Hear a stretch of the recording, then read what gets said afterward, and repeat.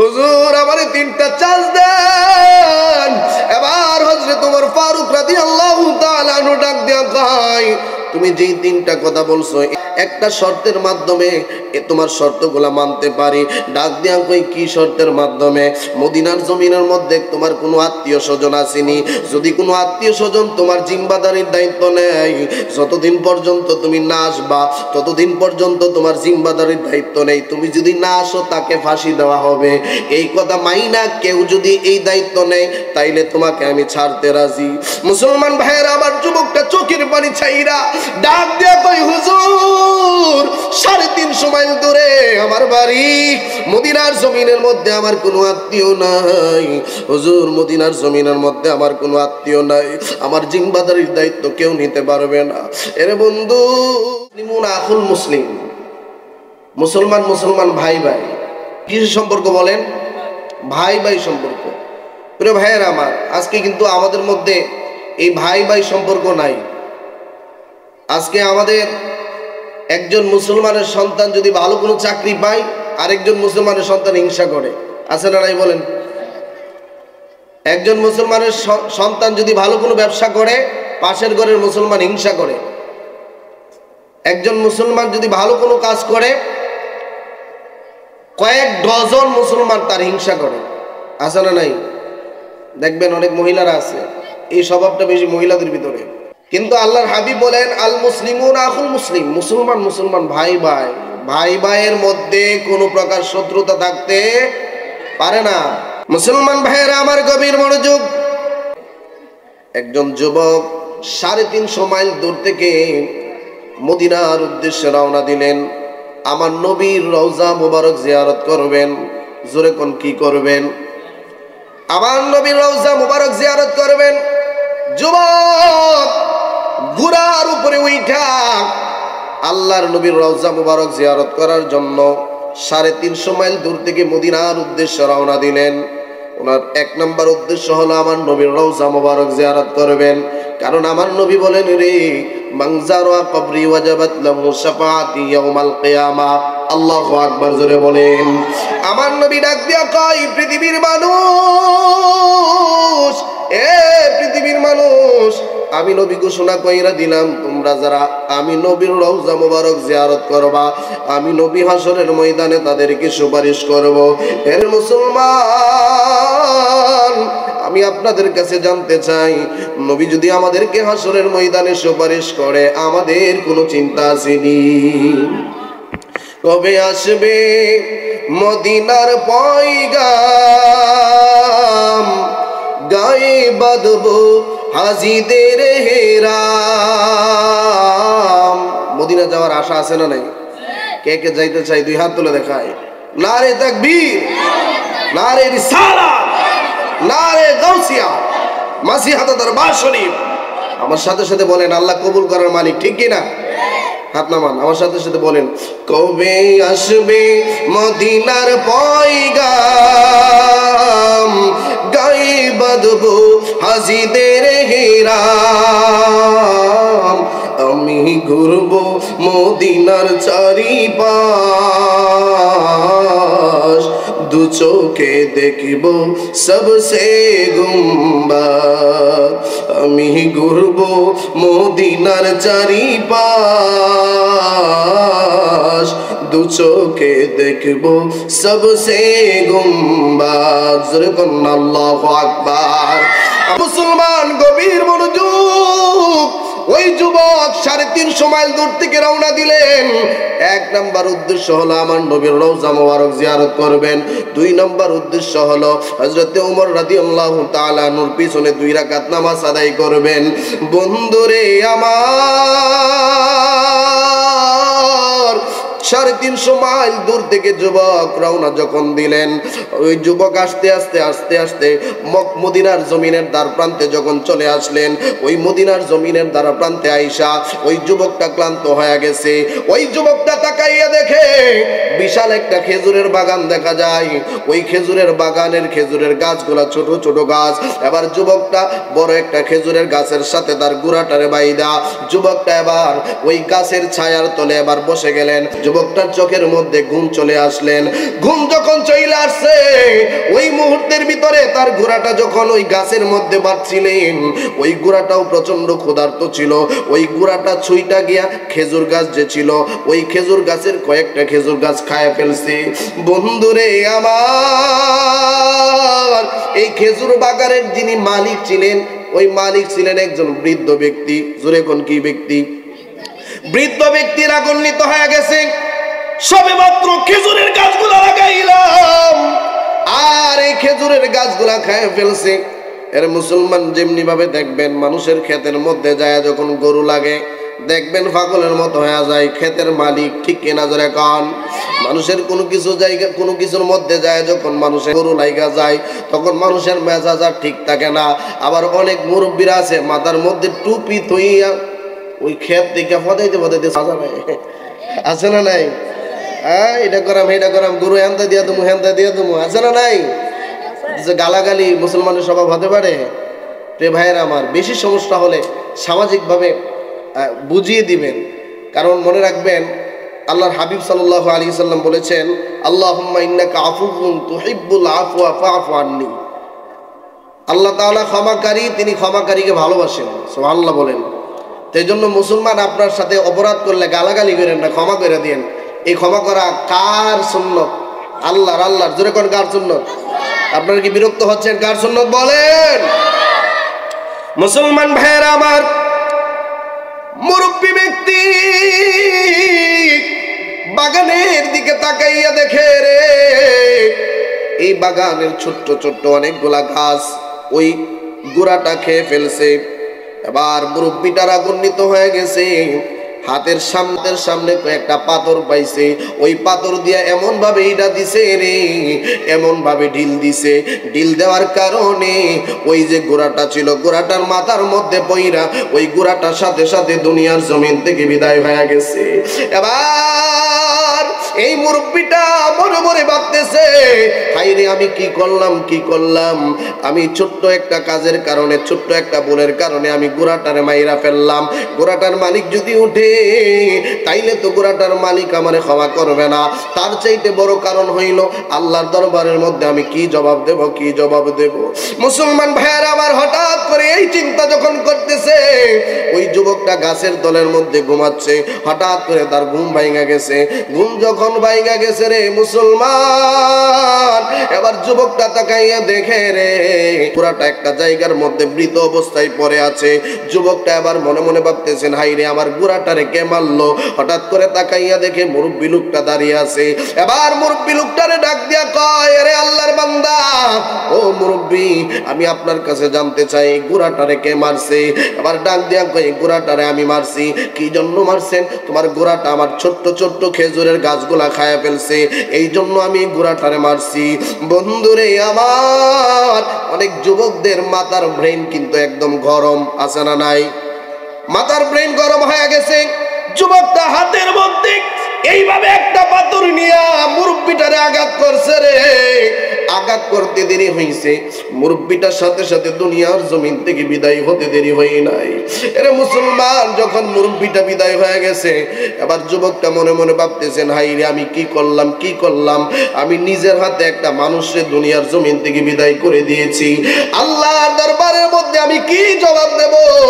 আল্লাহ যখন হাসরের ময়দানে আমাকে জিজ্ঞাসা করবে কি জন্য আমি হত্যা করলাম, হতে পারে এই হত্যার বিনিময়ে আল্লাহ তাআলা আমারে জাহান্নামের মধ্যে দিতে পারে।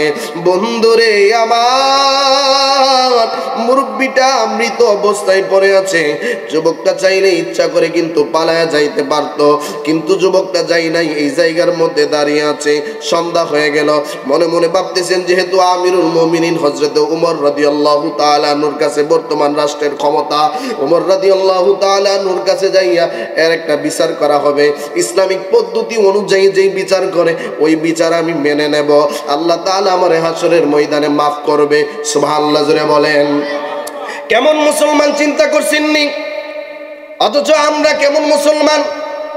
আমরা হইলে ফাড়ে ফালায়া মারি শত্রুরে, আসে না নাই? শত্রু রাতের বেলায় একা একা রাস্তা দিয়ে হাইটা যায়, শত্রুরে দূর থেকে আমরা ঢিল মারি, দূর থেকে তারে আমরা আক্রমণ করি। এরে মুসলমান, এইটা কোনো ভালো মুসলমানের কাজ হতে পারে না, এই কাজটা কখনো করবেন না। এর মুসলমান সন্ধ্যা হয়ে গেছে, যুবক দাঁড়িয়ে আছে, ওই মুরব্বীর দুইটা সন্তান বাবারে কোথাও খুঁজে পাই না। যুবক দুইজন সন্তান খুঁজতে খুঁজতে খুঁজতে এই বাগানের মধ্যে আসলেন। ওই বাগানের মধ্যে আইসা দেখে রে বাবার মৃত লাশটা ওই বাগানের মধ্যে পড়ে আছে। যুবক দুইটা চোখের পানি চাইরা কান্নাকাটি শুরু করে দিছে। সন্তানের চোখের সামনে বাবার লাশ কখনো সন্তান সহ্য করতে পারে না। একটু আওয়াজ দিয়ে এখন কথা ঠিক কিনা? সন্তানের চোখের সামনে বাবা মায়ের লাশ কোন সন্তান সহ্য করতে পারে না। মুসলমান যুবক দুইটা সন্তান চোখের পানি চাইরা চাইরা কান্নাকাটি শুরু কইরা দিছে। এবার ওই যে যুবকটা 350 মাইল দূর থেকে আমার নবীর রওজা মুবারক জিয়ারত করার জন্য আসছিলেন, যুবকটা দাঁড়িয়ে আছে। এবার যুবকটারে ডাক দেয়া কয়, রে যুবক তুমি কি দেখছো আমার বাবা কিভাবে ইন্তেকাল করছে? এবার যুবকটা ডাক দেয়া কয়, হ্যাঁ তোমার বাবা কিভাবে ইন্তেকাল করছে আমি দেখছি। কেমনে দেখছো? তোমার বাবারে অন্য কেউ মারে নাই, তোমার বাবারে আমি নিজে মারছি। আল্লাহু আকবার জোরে বলে। কেমন মুসলমান, কেমন মুসলমান! চাইলে পালাইয়া যাইতে পারতো, কিন্তু পালাইয়া যাই নাই। ডাক দেয়া কই, তোমার বাবারে আমি মারছি, আমার বিচার করো, আমি আসামি হয়ে দাঁড়াইয়া রইছি। আরে বন্ধু, দুইজন সন্তান ওই যুবকটাকে সাথে নিয়ে হযরত ওমরের দরবারের মধ্যে চলে গেলেন। হযরত ওমরের দরবারের মধ্যে যাওয়ার পরে হযরত ওমর রাদিয়াল্লাহু তাআলা আনহুর কাছে পুরোটা ঘটনা বললেন। হযরত ওমর ফারুক রাদিয়াল্লাহু তাআলা আনহু ডাক দেয়া কয়, ইসলামিক পদ্ধতি অনুযায়ী হলো হত্যার বদলে হত্যা। যেহেতু তুমি একজন মানুষকে মার্ডার করছো, এই জন্য তোমাকেও হত্যা করা হবে। আবার মুসলমান ভাইয়েরা, সমস্ত মানুষগুলারে একত্রিত করার পরে এবার হযরত ওমর রাদিয়াল্লাহু তাআলা আনহু যখন তাকে ফাঁসির কাষ্ঠের মধ্যে ঝুলাইবে, ফাঁসির কাষ্ঠে ঝুলানোর আগে আসামির সাথে সরকার পক্ষ থেকে প্রস্তাব করা হয়, আপনার শেষ কোনো ইচ্ছা আসেনি? করা হয় কি হয় না? হযরত ওমর ফারুক রাদিয়াল্লাহু তাআলা আনহু ডাক দেয়া কয়, এরে যুবক, তোমারে আমি শেষবারের মতো তোমার একটা কথা বলতেছি, মৃত্যুর আগে তোমার কোনো শখ আসেনি, তোমার কোনো ইচ্ছা আসেনি? আবার যুবকটা ডাক দিয়া কই, হুজুর মৃত্যুর আগে আমার কোনো ইচ্ছা নাই, তবে হুজুর আমার কয়েকটা ইচ্ছা আছে। ও কি ইচ্ছা আছে হুজুর? আমি যে মদিনার উদ্দেশ্যে রওনা দিছি, মদিনার উদ্দেশ্যে রওনা দেওয়ার আগে আমি একজন ইহুদির দোকান থেকে আমি কিছু মাল ক্রয় করেছিলাম, কিছু বাজার ক্রয় করেছিলাম, কিন্তু আমি টাকাটা দেই নাই। আমি ভেবেছিলাম মদিনার নবীর রওজা মুবারক জিয়ারত কইরা আমি যখন আবার নিজের শহরের মধ্যে যাব তখন আমি টাকাটা দেব। হুজুর আমি তো আর যাইতে পারবো না, আমার যদি আপনি কতল কইরা দেন, কিন্তু ওই ইহুদি ব্যক্তি কিন্তু আর টাকাটা পাইবে না। হুজুর আমি 100 বার কতল হইতে রাজি, কিন্তু হুজুর আপনি জানেননি, আমারে যদি আপনি কতল কইরা ফেলেন, ওই ইহুদি ব্যক্তি কিন্তু বলবে মুসলমানের জাত খারাপ, টাকা মাইরা দিয়া পলায়া গেছে গা। ঠিক কি না জোরে কন? মুসলমানদের বেজ্জতি হবে হুজুর, মুসলমানদের সম্মান যাবে হুজুর। একটা কারণ, 2 নাম্বার কারণ কি? ডাক দেয়া কই, হুজুর 2 নাম্বার কারণ হলো আমার 2 জন ভাই আছে, আমাদের যে সম্পত্তি আছে ওই সম্পত্তির 3টা ভাগের 2টা ভাগ আমার 2টা ভাই পাবে। আমার 2টা ভাই ছোট্ট মানুষ, কিন্তু হুজুর আমি যেহেতু বড় ভাই, এই জন্য আমার পুরাটা সংসারের দায়িত্ব আমার কাছে, টাকা পয়সা আমার কাছে। হুজুর আপনি একটু আমার সময় দেন, আমি আমার 2টা ভাইকে তাদের সম্পত্তিগুলা বোঝায়া দিয়া আসবো। জোরে কোন আল্লাহু আকবার। মুসলমান ভাইয়েরা আমার, যুবকটা ডাক দিয়া কই, হুজুর 2 নাম্বার কারণ হইল আমার 2টা ভাইকে তাদের সম্পত্তিগুলা বোঝায়া দেব, তাদের ধন সম্পদগুলা বোঝায়া দেব। ডাক দিয়া কই, 3 নাম্বার কারণ কি? 3 নাম্বার কারণ হইল হুজুর আমার বাবা ছোটবেলায় দুনিয়ার জমিন থেকে বিদায় হয়ে গেছে, আমার মা আমারে 10 মাস 10 দিন গর্ভে রাখছে। হুজুর আমার মা আমারে অনেক কষ্ট কইরা লালন পালন করছে। হুজুর আমার একটা সুযোগ দেন, আমি একটু আমার শহরের মধ্যে আমার বাড়ির মধ্যে যাব, আমার মার কাছ থেকে জনমের মতো বিদায় নিয়ে আসবো। হুজুর আমারে 3টা চান্স দেন। এবার হযরত ওমর ফারুক রাদিয়াল্লাহু তাআলা আনহু ডাক দিয়া কয়, তুমি যেই 3টা কথা বলছো এই 3টা শর্ত একটা শর্তের মাধ্যমে তোমার শর্তগুলা মানতে পারি। ডাক দিয়া কই, কি শর্তের মাধ্যমে? মদিনার জমিনের মধ্যে তোমার কোনো আত্মীয় স্বজন আসেনি, যদি কোনো আত্মীয় স্বজন তোমার জিম্মাদারির দায়িত্ব নেয়, যতদিন পর্যন্ত তুমি না আসবা ততদিন পর্যন্ত তোমার জিম্মাদারির দায়িত্ব নেই, তুমি যদি না আসো তাকে ফাঁসি দেওয়া হবে। এই কথা মাইনা কেউ যদি এই দায়িত্ব নেয় তাইলে তোমাকে আমি ছাড়তে রাজি। মুসলমান ভাইয়েরা, আবার যুবকটা চোখের পানি ছাইরা ডাক দিয়া কই, হুজুর 350 মাইল দূরে আমার বাড়ি, মদিনার জমিনের মধ্যে আমার কোনো আত্মীয় নাই। হুজুর মদিনার জমিনের মধ্যে আমার কোনো আত্মীয় নাই, আমার জিম্মাদারির দায়িত্ব কেউ নিতে পারবে না। এরে বন্ধু, হযরত ওমর ফারুক রাদিয়াল্লাহু তাআলা আনহু মনে মনে ভাবতেছেন, হায়রে যুবকটা তো সাধারণ কোনো যুবক না, যেই যুবকটা মুসলমানদের ইজ্জতের কথা চিন্তা করছেন, ঠিক কিনা জোরে কন? যেই যুবকটা মায়ের কথা চিন্তা করছেন, যেই যুবকটা ভাইয়ের কথা চিন্তা করছেন, এই যুবকটা তো সাধারণ কোনো যুবক না। হযরত ওমর ফারুক রাদিয়াল্লাহু তাআলা আনহু বড় মজলিসের মধ্যে সমস্ত সাহাবীদেরকে ডাক দিয়া কয়, তোমাদের মধ্যে এমন কেউ আসুনি আল্লাহর বান্দা এই যুবকটার জিম্মাদারির দায়িত্ব নিবা? হযরত ওমর যখন এই কথা বললেন, রে ওই মুহূর্তের মধ্যে আল্লাহর নবীর বিশিষ্ট একজন সাহাবী, তার নাম হযরতে আবু যর গিফারি রাদিয়াল্লাহু তাআলা আনহু। হযরতে আবু যর গিফারি রাদিয়াল্লাহু তাআলা আনহু এইভাবে হাতটা তুইলা হযরত ওমরকে ডাক দেয়া কয়, লাব্বাইক ইয়া ওমর, আমার মুসলমান ভাইয়ের জিম্মাদারির দায়িত্ব আমি আবু যর গিফারি নিয়া নিলাম। আল্লাহু আকবার বলেন। মুসলমানদের সম্মান বাঁচানোর জন্য আমার ভাইয়ের দায়িত্ব আমি নিয়ে নিলাম। আমার ভাই যতদিন পর্যন্ত তার শহর থেকে না আসবে ততদিন পর্যন্ত আমার ভাইয়ের দায়িত্ব আমার হাতে নিয়ে নিলাম। এর মুসলমান, আবু যর গিফারি কেমন একজন সাহাবী? হযরতে আবু যর গিফারি আমার নবীর হুজরা মুবারকের মধ্যে একদিন এইভাবে চাদর মুড়ি দিয়ে বসে আছেন, চেহারাটাও দেখা যায় না।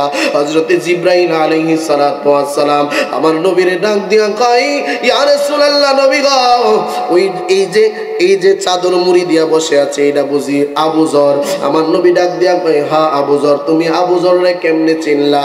হযরত জিবরাইল ডাক দিয়া কয়, ইয়া রাসূলুল্লাহ, নবী গো, আবু যর গিফারি এমন একজন সাহাবী যার আলোচনা আমার আল্লাহ ফেরেশতাদেরকে নিয়ে আসমানের মধ্যে করে।